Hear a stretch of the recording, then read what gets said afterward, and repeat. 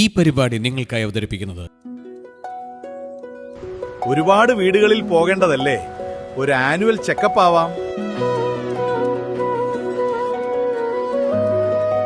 Aster ലാബ്സിന്റെ Onam premium care package പ്രയോജനപ്പെടുത്തൂ. നിങ്ങളും എടുക്കൂ ഒരു ആനുവൽ ഹെൽത്ത് ചെക്കപ്പ്. ആരോഗ്യമുള്ള കുടുംബങ്ങൾ, സന്തോഷമുള്ള ഓണം. ഈ ഓണക്കാലം ആരോഗ്യമുള്ളതായിരിക്കാൻ ഹെൽത്ത് പാക്കേജുകളും ഓഫറുകളുമായി എടപ്പാൾ ആസ്റ്റർ ലാബ്സ്. ഏവർക്കും ആസ്റ്റർ ലാബ്സ് എടപ്പാളിന്റെ സ്നേഹവും സമൃദ്ധിയും നിറഞ്ഞ ഓണാശംസകൾ. Aster labs near Edappal hospital, Pattambi road, Edappal. മുത്തുമഴ കൊഞ്ചൽ പോലെ തൊട്ടുരുമ്മും തെന്നൽ പോലെ നെഞ്ചിൽ ഓരോമൽ പാട്ടുമാ. ഈ പാട്ട് കേൾക്കാത്ത മലയാളികൾ ആരുണ്ടായാലും ഭയങ്കര ഹിറ്റായിട്ടുള്ളൊരു സോങ്ങായിരുന്നു. ഈ സോങ് ഇപ്പോൾ ഇവിടെ ഞാൻ പാടാൻ കാരണം എന്താണെന്ന് വെച്ചാൽ, ഈ സോങ് എഴുതിയത് ജോഫി തരകൻ എന്ന ഒരു ഗാന രചയിതാവാണ്. അദ്ദേഹമാണെന്ന് എൻ്റെ കൂടെയുള്ളത്.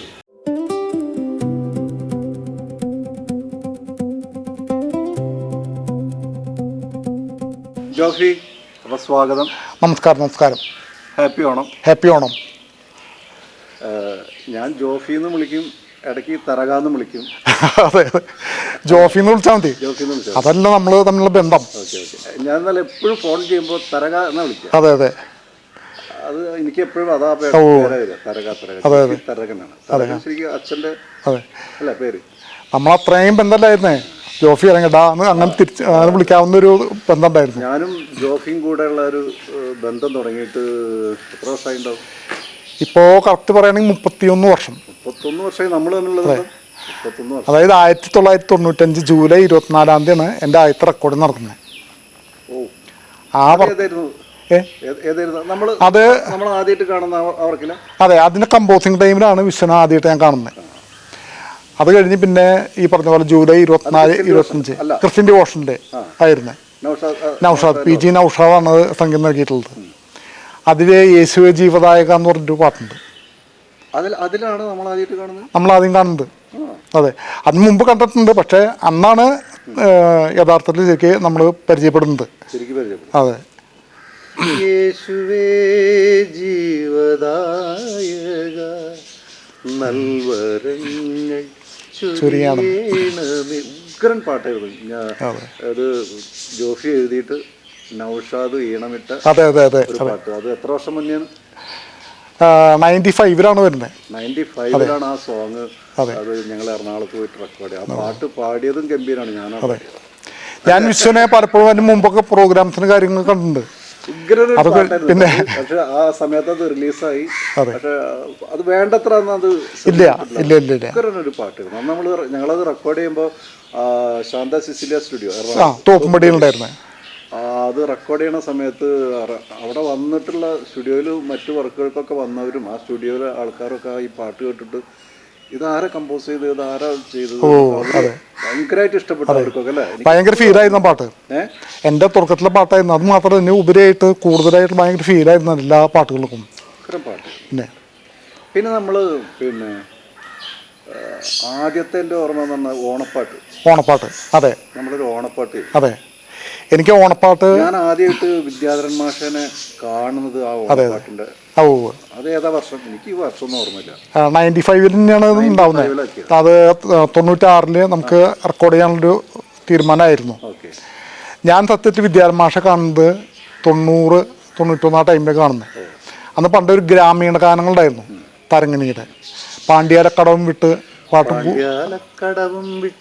പാട്ടും കൂത്തും താളവും വിട്ട് പടകൂട്ടി പടിഞ്ഞാട്ട് പായും തോണികൾ. പിന്നെ അല്ല ഒരുപാട് പാട്ടുണ്ട്. കേക്കെ മാനത്തെ മല മേരെ കേക്കുന്നൊരു തമിഴടി, കറുത്തക്കാരം വെളുപ്പിക്കും കതിരോന്റെ ചിറകടി. പിന്നെ 1 2 100 പേരിട്ടു ഞാൻ. അങ്ങനെ എല്ലാ പാട്ടും ഹിറ്റായിട്ടുണ്ടായിരുന്നു. അതെ, അന്ന് മാഷ വളരെ ആരാധനയോടുകൂടി നോക്കിക്കൊണ്ടൊരു സമയമുണ്ട്. അത്രയും ഹിറ്റ് പാട്ടുകളായിരുന്നു നിൽക്കുന്നത്. അങ്ങനെ ഒരു ഓണപ്പാട്ട് ചെയ്യാനുള്ളൊരു ഐഡിയയിൽ വന്നു. അന്നൊരു അബ്രഹാം കുമ്മണ്ണൂർ എന്ന് പറഞ്ഞൊരു കക്ഷി, അദ്ദേഹമാണ് അത് പ്രൊഡ്യൂസ് ചെയ്തിരുന്നത്. പിന്നെ മുല്ലനീർ മാഷുണ്ടായിരുന്നു, ഞാനുണ്ടായിരുന്നു, അതുപോലെ ശ്രീമൂന്നാറും പൊന്നൻ എൻ്റെ ഒരു സുഹൃത്താണ്, അദ്ദേഹമാണ് അതിൽ വരികൾ എഴുതിയത്. അങ്ങനെ വെച്ചാണ് വിശ്വനെ പ്രൊഫഷണലായിട്ടുള്ള അങ്ങനത്തെ ഒരു ലെവലിൽ പാടി വരുന്നത്, പാടി തെളിയുന്നത്. അത് വേവ്സിലൊക്കെ പാടുന്നത്. അതെ അതെ. അന്ന് എനിക്കിപ്പോഴും ഓർമ്മയുണ്ട്, കാരണം പാതാളവാതിൽ തുറന്നു എന്നുള്ള പാട്ടുണ്ട്. പാതാളവാതിൽ തുറന്നു പണ്ടത്തെ രാജാവ് എഴുന്നള്ളി എന്ന് പറയുന്നൊരു പാട്ട്. അതായിരുന്നു കാസറ്റ് കാലഘട്ടം. പിന്നെ അന്ന് ഓണം എന്നൊക്കെ പറയുമ്പോഴത്തേക്കും ഈ ഓണപ്പാട്ടുകൾ കാസറ്റിൽ ഇറങ്ങുന്ന ഒരു കാലഘട്ടം. പിന്നെ തീർച്ചയായും തിരക്കുള്ളൊരു. അതെ, അന്ന് ഞാൻ എഴുതുന്നത് എന്താണ്, മലയാള നാടിൻ്റെ കിളിമകള്, മലരോണം ഉണരുന്നു തുയിലുണരൂ എന്ന് പറയുന്ന പാട്ടായിരുന്നു. പിന്നെ തൃക്കാക്കരയപ്പൻ്റെ തിരുമുന്നിൽ നേദിക്കാൻ തൃത്താവിൻ പൂവുണ്ട് എന്നൊരു പാട്ടുണ്ടായിരുന്നു. അത് ഈ നമ്മൾ പാടിയ കാസറ്റിലുള്ള പാട്ടുകളാണ്. ആ, എന്തായിരുന്നു അതിന്റെ പേര്? ഏത്? നമ്മുടെ ഓണപ്പാട്ട് വിദ്യാരമാഷ ചെയ്തത്. അത് നമ്മളിവിടെ ചേർന്നയിൽ വെച്ച് ചെയ്തിരുന്നത്. അതെ, അല്ല സോറി, റിയാൻ്റെ വെച്ചാണ് ചെയ്തിരുന്നത്.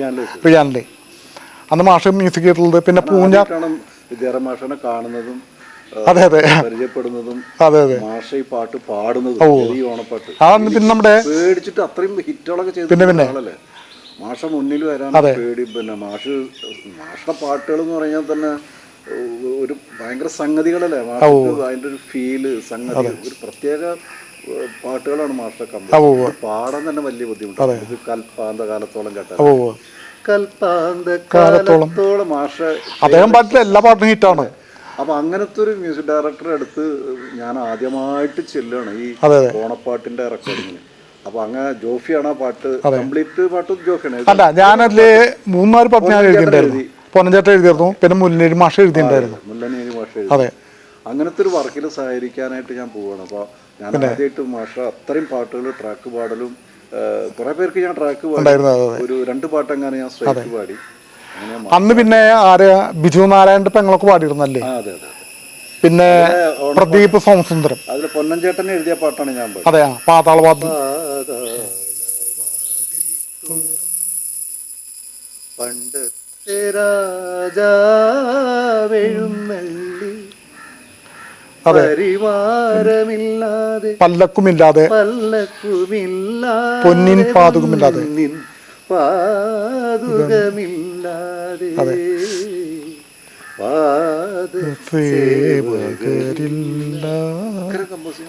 അല്ല, അത് വേറെ കാര്യമുണ്ട്. അതിന്റെ ആ വരികളും അത്രയും അത്രയും നല്ല വരികളാ. ഒരു എന്റെ തൃക്കാക്കരയപ്പന്റെ തിരുമുന്നിൽ നേദിക്കാൻ തൃത്താവിൻ പൂവുണ്ട് തുമ്പപ്പൂ കുടമുണ്ട് എന്നൊരു പാട്ടുണ്ട്. അതിൽ ഏറ്റവും സന്തോഷകരമായ ഒരു കാര്യം, അത് അന്ന് പാടിയിട്ടുള്ളത് പ്രദീപ് സോമസുന്ദരം. ആ, പിന്നെ അങ്ങനെ ഇരിക്കുമ്പോൾ വിദ്യാരമാഷോട് ഇങ്ങനെ സംസാരിച്ചു, ഞാനൊരു ട്യൂണിടാം എന്തായാലും. ആ ട്യൂണിലേക്ക് ഞാൻ എഴുതാനുള്ള ലെവലിൽ ഇങ്ങനെ വന്നു. അപ്പം അന്ന് ഒരു ട്യൂൺ ഉണ്ടാക്കണം. അപ്പം ഞാൻ പറഞ്ഞു, ഒരു 10-17 വയസ്സുള്ള പെൺകുട്ടി. ആ കുട്ടി വളരെ പുലർച്ചെ തന്നെ അടുത്ത വീടുകളിലെ കുട്ടികളൊക്കെ വിളിച്ച് പൂവിറുക്കാൻ പോവുകയാണ്. അപ്പം അത് പല്ലവിയായിട്ട് വരണം. അപ്പം മാസം കാര്യമായിട്ട് ഗൗരവമായി ചിന്തിച്ചു. അപ്പം ശരി, ഓക്കെ. അനുപല്ലവി എന്ന് പറഞ്ഞാൽ ഏത് തരത്തിലുള്ള പൂക്കളൊക്കെ നമ്മൾ ഇറക്കണം എന്നുള്ള അങ്ങനത്തെ ഒരു ലെവലിൽ ചെയ്തു. പിന്നെ വരുന്നത് ഈ ശാസ്ത്രീയമായിട്ട് നോക്കുകയാണെങ്കിൽ പൂക്കളം ഇടുമ്പോൾ 10 വട്ടം ഇടണം. 1-ാം വട്ടം ഗണപതിക്ക്, 2-ാം വട്ടം ശിവനെ, പിന്നെ 1-ാം ഘട്ടം ഗണപതിക്ക് ശിവശക്തി കുറഞ്ഞ അടുത്ത വട്ടം, ശംഭുവിനായി 3-ാം വട്ടം ഇട്ടേ, 4-ാമതായി പിന്നെ 1 ഇട്ടേ, പഞ്ചബാണൻ 5-ാം വട്ടമെങ്കിൽ അറുമുഖൻ 6-ാം വട്ടം ഇട്ടേ, 7-ാമതോ ഗുരുനാഥനായി 8 ദിക്കുകൾ കാക്കുന്നവർ 8-ാമതും എന്ന് പറഞ്ഞിങ്ങനെ പല 10 വട്ടങ്ങൾ 10 ഈശ്വരന്മാരെ പ്രകീർത്തിച്ചുകൊണ്ട് ചെയ്യേണ്ടതാണ്. ആ, അങ്ങനെ ചെയ്തിരുന്നു. അപ്പം മാഷ് പറഞ്ഞു, ജോഫി അങ്ങനത്തെ ഒരു സംഭവം ഇത് ഉണ്ടാവും എനിക്ക് തോന്നുന്നില്ല. അങ്ങനെ മാഷ് തർക്കമായി. ഞാൻ മാഷോട് ബാലകൈൽ വിജ്ഞാന കോശം കൊണ്ടുവന്ന് വായിച്ച് കേൾപ്പിച്ചു. അതിന് മുന്നേ മാഷം പറഞ്ഞു ശരി, ഓക്കെയാണ്. പിന്നെ അങ്ങനെ ട്യൂൺ ഇടും എന്നുള്ളൊരു ഐഡിയയിൽ വന്നു. അങ്ങനെയാണ് ആ ട്യൂണിലേക്കാണ് ഞാൻ വരികൾക്ക് വേണ്ടി എഴുതുന്നത്.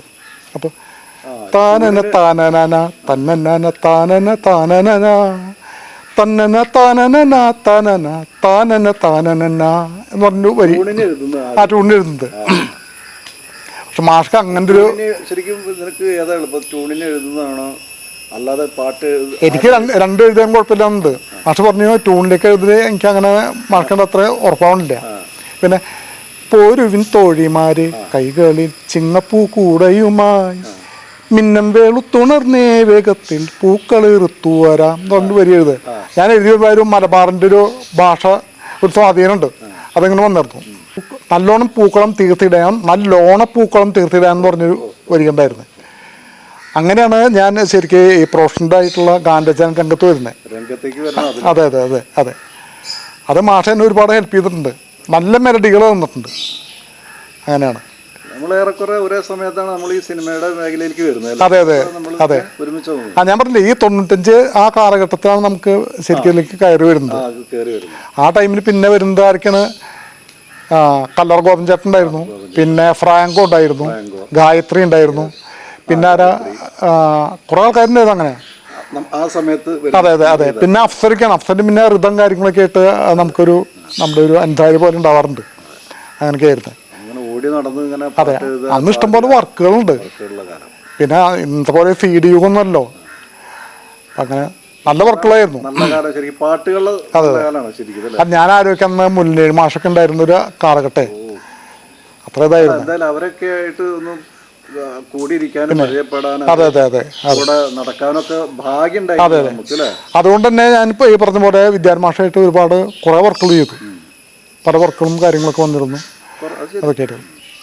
പിന്നെ മാഷായിട്ട് ഒരു കമ്പോസിങ്ങിന് ഇരിക്കാന്ന് പറയുമ്പോഴേ അതും ഭയങ്കര എക്സ്പീരിയൻസ്. അത് മാഷ ഒരുപാട് തമാശ പറയും. തമാശ പറഞ്ഞ് മനുഷ്യരെ ചിരിപ്പിച്ച് കൊല്ലുക പറയില്ലേ, അത് എല്ലാ കാര്യങ്ങൾക്കും ഒരു താന താന നീ എന്താ പറഞ്ഞേ വേറെ കാര്യം. പിന്നെ അതിനൊരു തമാശ അടുത്തിരണം ഈ ഫുൾ ടൈം ചിരിച്ച് ആസ്വദിച്ച് ചെയ്യാന്ന് പറയുന്നത്. പിന്നെ അതെ അതെ. അതുകൊണ്ട് ഭയങ്കര മീനാക്ഷി കല്യാണം ഇത് കഴിഞ്ഞ് എന്താ പറയാ മാഷ്ട വർക്ക് ചിത്ര ചേച്ചിയുടെ കയ്യിലെത്തി. അപ്പോൾ അവര് വിജയേട്ട എങ്ങനെയോ ഇങ്ങനെ ഈ പാട്ട് കേട്ടപ്പോഴാണ് ഈ സംഭവം ശ്രദ്ധിക്കുന്നത്. അങ്ങനെ വിജയേട്ടൻ മാഷ് വിളിക്കാണ്, ആരാണ് ഈ ജോഫി തരകൻ എന്ന് പറയുന്ന കക്ഷിയെന്ന് അവരവിടെ ചോദിക്കുകയാണ്.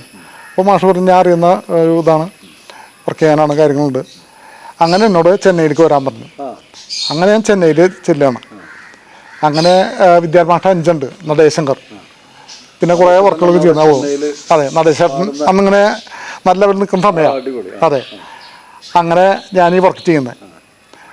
അങ്ങനെയാണ് ചിത്ര ചേച്ചിയുടെ കൂടെ ഇന്ന് രാഗാർദ്രമായി എന്ന് പറഞ്ഞൊരു ആൽബം. അത് ഫുൾ ഞാൻ എഴുതി.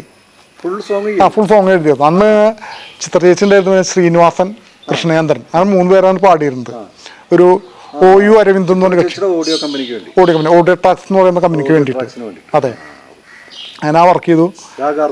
രാഗാർദ്രമായി എന്ന് പറഞ്ഞൊരു ഒരു മാർഗഴി താഴ്വര തഴുകിയുണർത്തിയ എന്ന് പാട്ടുണ്ടായിരുന്നു. അതൊക്കെ അതെ 8 പാട്ടുണ്ടായിരുന്നു. 8 പാട്ട് അതെ അതെ. അത് ഫുൾ എനിക്ക് തന്നെ ആയിരുന്നു. അങ്ങനെ എഴുതി. അത് ചെന്നൈയിൽ വെച്ച് റെക്കോർഡിങ് കാര്യങ്ങളൊക്കെ AVM-ലായിരുന്നു റെക്കോർഡിങ് ഉണ്ടായിരുന്നത്. അപ്പോൾ ആ വർക്കുകൾ കഴിഞ്ഞ് വരുമ്പോൾ 1998 ആ സമയം ഏറെക്കുറെ ഓഗസ്റ്റ് 13-ാം തീയതിയാണ് എന്നൊരു സിനിമയ്ക്ക് വേണ്ടി എഴുതാൻ വിളിക്കുന്നത്. ഇവിടെ SLDG ഓഡിയോസ് എന്ന് പറഞ്ഞ ഓഡിയോ കമ്പനി ഉണ്ടായിരുന്നു, നമ്മുടെ ശ്രീകുമാർ പരിചയം. അതെ അതെ നമ്മളെ സിനിമയിലേക്ക് കൊണ്ടുവന്ന. അതെ അതെ, തീർച്ചയായും. അന്ന് ശ്രീകുമാർ ലത്തീഫ്. അതെ, അങ്ങനെ ശ്രീകുമാർ വിളിച്ചാണ് ലത്തീഫും കൂടി വിളിക്കുന്നത് നമ്മളെ. ഒരു വർക്ക് നാദൃഷയാണെന്ന് മ്യൂസിക്. അതെ അതെ. അന്ന് അങ്ങനെ ഒരു പാട്ട് സത്യം പറഞ്ഞാൽ രമേശൻ സാറാണ് എഴുതിയിട്ടുണ്ടായിരുന്നത്. അപ്പം അന്ന് രമേശ് സാർ ഭയങ്കര തിരക്കിൽ ഓടി നടക്കുന്ന സമയമാണ്. എന്താ അനിത്യപ്രാവ്, ദിലിവാല, രാജകുമാരൻ, അങ്ങനെ കുറേ പടങ്ങളിലൊക്കെ ഒരുമിച്ചുണ്ടായിരുന്നതാണ്. അങ്ങനെ അത് എൻ്റെ ഡയറക്ടർ ജോസ് സാറ് ചെയ്തിരുന്നു, മീനാക്ഷി കല്യാണം.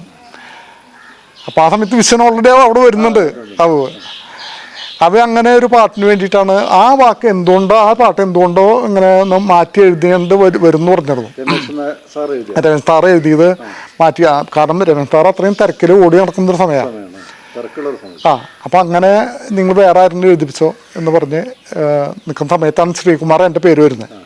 ഇങ്ങനെ ജോഫി തരകൻ എന്ന് പറഞ്ഞ കക്ഷിയുണ്ട്, ആളൊന്ന് വിളിക്കാമെന്ന് പറഞ്ഞിട്ട് വിളിക്കുന്നത്. അന്ന് ആദർശമാണ് മ്യൂസിക് കാര്യങ്ങളൊക്കെ. അങ്ങനെ ഞാൻ ചെന്നു. അന്ന് എനിക്ക് 22 വയസ്സിൻ്റെ അടുത്തായിട്ടുണ്ട്. എനിക്കിപ്പോഴും ഓർമ്മയുണ്ട്, ഒരു ഓഗസ്റ്റ് 13-ാം തീയതി. എല്ലാവരും ഈ 13 പൊട്ട ദിവസം എന്നല്ല പറയാം. അതെ, റെക്കോർഡിങ്. അങ്ങനെ സ്റ്റുഡിയോയിൽ വന്ന് ഞാൻ എഴുതാമെന്ന് പറഞ്ഞു. അപ്പോൾ അന്ന് രമേശ് സാറ് ഇത് കണ്ണാള് ചേകവര് കയ്യൊരുങ്ങ് മെയ്യൊരുങ്ങ് എന്ന് പറഞ്ഞ ആ വരിയുണ്ടായിരുന്നു. അത് മാറ്റിയിട്ട് തില്ലാന പാടി വരൂ കിളിമകളെ കളമൊഴിയെ എന്ന് പറഞ്ഞ് ഞാൻ എഴുതി. അത് ജോസ് തോമസ് സാറിന് ഇഷ്ടമായി, താല്പര്യമായി. പിന്നെ അങ്ങനെ പാടി വരൂ. അത് വിശ്വം പാടിയിട്ടില്ലേ? പാടിയിട്ടുണ്ട്. അതില് തിര എഴുതും മണ്ണിൽ ഒരു കാവ്യം എന്ന് പറഞ്ഞ പാട്ട്. പിന്നെ മഞ്ചാടിക്കുന്നിലെ പ്രാവേ. അതെ, എനിക്ക് തൊണ്ട ശരിയാവുന്ന സംസാരിക്കാൻ സ്റ്റേറ്റ് പാടി. അതെ അതെ അതെ അതെ. തിര എഴുതും മണ്ണിൽ ഒരു കാവ്യം. തിര എഴുതും മണ്ണിൽ ഒരു കാവ്യം. പാടി. അതെ, അത് ഞാൻ ട്രാക്ക് പാടിയ പാട്ട്. അതെ, നാദിർഷ ആദ്യമായിട്ട്. അതെ അതെ സിനിമയാണ്. അതെ, ഞാൻ ഈ അടുത്ത് പറയുകയും ചെയ്തു നാദിർഷനെ. ഞങ്ങള് രചന എന്ന് പറഞ്ഞൊരു ഗ്രൂപ്പുണ്ട്, ചലച്ചിത്ര ഗാന രചയിതാക്കളെ. അപ്പൊ നാദിർഷയോട് ഇപ്പൊ ഈ അടുത്ത് ഒരു കൊല്ലം മുമ്പ് ഞാൻ സംസാരിച്ചു. ഇങ്ങനത്തെ പടത്തിന് നമ്മൾ അന്ന് എഴുതിയിട്ടുള്ള ഓർമ്മയെന്നൊക്കെ ചോദിച്ചു. അപ്പോൾ ഈ മഞ്ചാടിക്കുന്നിലെ പ്രാവ് എന്നുള്ള പാട്ടിനെ പറ്റി ഇതായിട്ട് അങ്ങനെ ഈ പാട്ട് എഴുതി. അങ്ങനെ ജോസ് തോമസ് സാറ് ഇത് ഓക്കെ, നമുക്കത് ഓക്കെ പറഞ്ഞു. അങ്ങനെയാണ് മീനാക്ഷി കല്യാണത്തെ ആദ്യമായിട്ട് ഞാൻ ചരിത്രത്തിൽ ആദ്യമായിട്ട് ഗാന രചയിതാവായിട്ട് വരുന്നത്. ആദ്യത്തെ സിനിമയാണ് വരുന്നത്. സിനിമ അത് എല്ലാവരും പറയും 13 പൊട്ടൻ നമ്പർ പറയും. എനിക്ക് പൊട്ടൻ നമ്പറല്ല, നല്ല നമ്പറാണ്. ഓഗസ്റ്റ് 13-ാം തീയതി. അതെ അതെ അതെ അതെ. അത് കഴിഞ്ഞ് 1998 ഡിസംബർ 25-ാം തീയതിയാണ് ആ പടം റിലീസാവുന്നത് തൃശ്ശൂർ ജോസിൽ വെച്ച്. അപ്പം അങ്ങനെ ഞാൻ ഒരു ചലച്ചിത്ര ഗാന രചയിതാവായി മീനാക്ഷി കല്യാണത്തിലൂടെ. ഇതാണ് എൻ്റെ ചരിത്രം. അത് മെയിനായിട്ട് പിന്നെ അങ്ങനെ വർക്കുകൾ ഒരുപാടൊന്നുമില്ല. കാരണം ഇപ്പൊ നമുക്ക് നോക്കുമ്പോഴേ നമ്മൾ ഈ ടൈറ്റ് ജീൻസും കാര്യങ്ങളൊക്കെ ഇട്ട് ഇപ്പൊ ഏകദേശം ഒരു 100-ന്റെ അടുത്ത് സിനിമകളായിട്ടുണ്ട് എല്ലാം കൂടി ആയിട്ട്. അതെ. പിന്നെ മീനാക്ഷി കല്യാണം തുടങ്ങിയിട്ടുള്ള കുറച്ച് പടങ്ങളുണ്ട്. ഞാൻ ഈ പറഞ്ഞ പോലെ പ്രണയ നിലാവ്, അതിലൊരു പാട്ട് മാത്രം. അത് വിശ്വന പാടിയിട്ടുള്ള ഓർമ്മയുണ്ടോ? കുങ്കുമ സന്ധ്യ തൻ ചിതയിൽ നിന്നും ചെറുകടിച്ചു വരുന്ന ശ്യാമരാത്രി. കുങ്കുമ സന്ധ്യ തൻ ചിതയിൽ നിന്നും ചെറുകടിച്ചുയരുന്ന ശ്യാമരാത്രി എന്ന് പറഞ്ഞ്